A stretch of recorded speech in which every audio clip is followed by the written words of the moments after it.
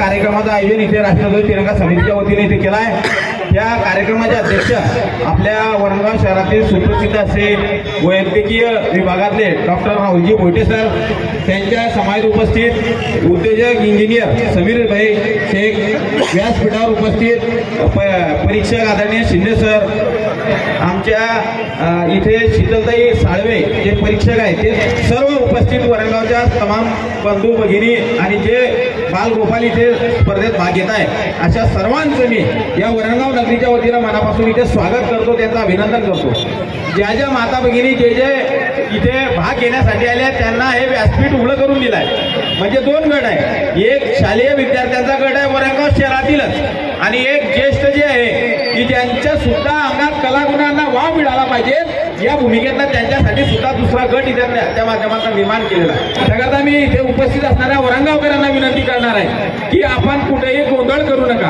हा कार्यक्रम तुमच्यासाठी इथे प्रथम या वरणगाव शहराच्या इतिहासामध्ये प्रथम आपल्या गावातल्या बालगोपालांसहित ज्येष्ठ जे आहेत त्यांच्या कलागुणांना वाव मिळाला पाहिजे या भूमिकेतनं कार्यक्रमाचं आयोजन इथे केला आहे। त्याकरता आपण वरणगावकर, आम्ही वरणगावकर हे जे लोगो आपण इथे सुरू केलेला आहे त्या लोगोच्या माध्यमातून आपल्या वरणगावची क्रेज आपल्याला पुढे न्यायची आहे। वरणगाव शहर विकासाच्या बाबतीत महाराष्ट्रात क्रमांक 1 शहर असलं पाहिजे ही भूमिका आमच्या माध्यमातून डॉक्टर साहेब विचार आहे।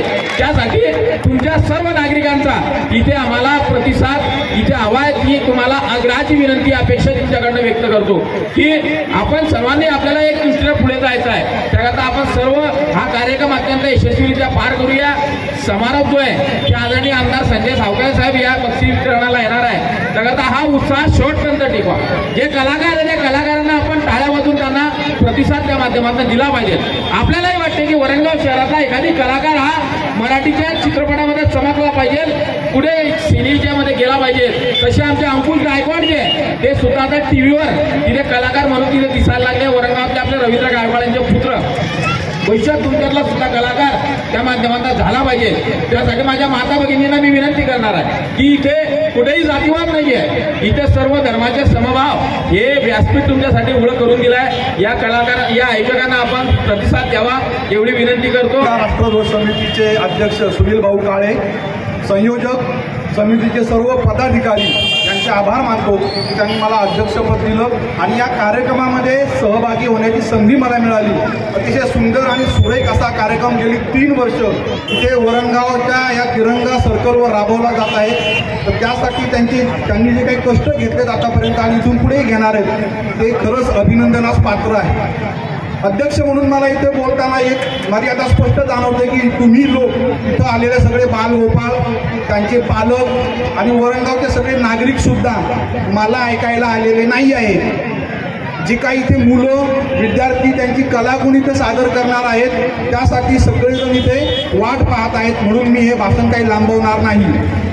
सगळ्यात मला आजचा जो कार्यक्रम आहे त्याचं कारण काय आहे, तो उत्सव साजरा करण्यामागे काय भूमिका आहे त्याची थोडक्यात 2 मिनिटात मी माझी इथे मनोगत मांडतो।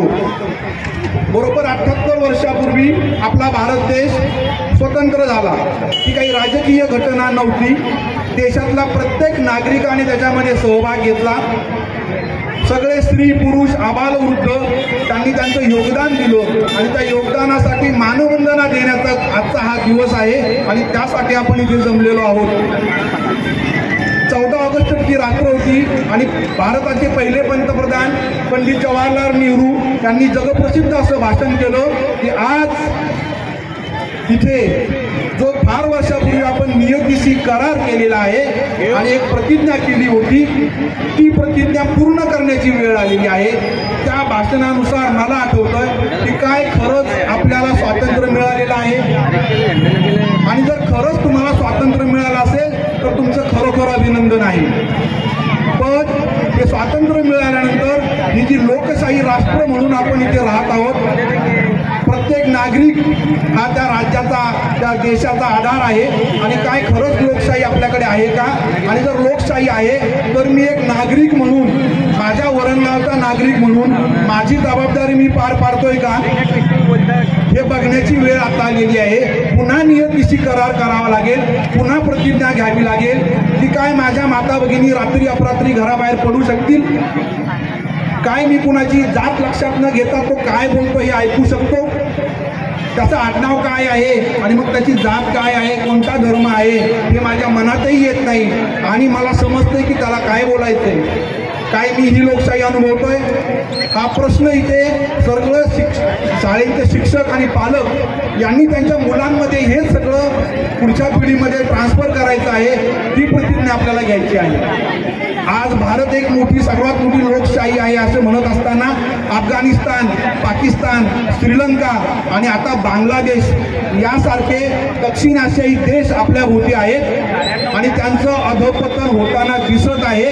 कारण त्या देशांमध्ये धर्मनिरपेक्ष सार्वभौम अशी लोकशाही अस्तित्वात नाहीये आणि ही सार्वभौम राष्ट्राची लोकशाही आपल्याला टिकवून ठेवायची ही प्रतिज्ञा घेण्याची वेळ आलेली आहे.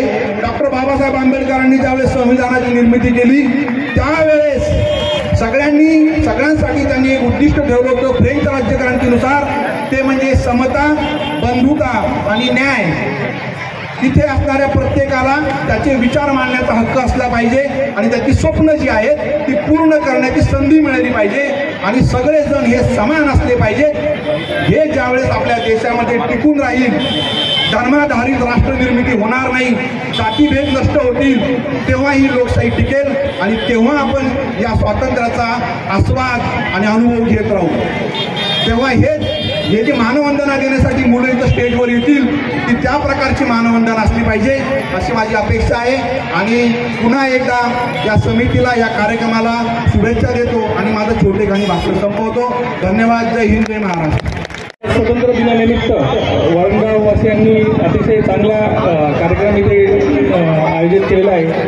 तिरंगा राष्ट्रध्वज समिती वरणगाव यांनी ज्या प्रकारे हा प्रोग्राम आयोजित केला आणि आपल्या संपूर्ण वरणगावकरांनी ज्याप्रमाणे इतक्या मोठ्या प्रमाणात प्रतिसाद दिला त्याबद्दल मी खरंच आपल्यातला उत्साह बघून खूप धन्य झालोय आणि आपल्या सगळ्यांना पुढील कार्यक्रमासाठी मी शुभेच्छा देतो आणि 2 शब्द देतो. जय हिंद.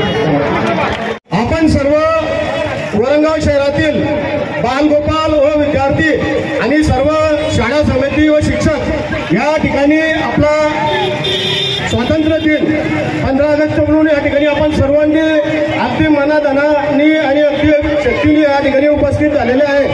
तरी या कार्यक्रमाला आज या ठिकाणी आपल्या कार्यक्रमाच्या अध्यक्ष म्हणून आपण आपल्या शहराचे माननीय आपले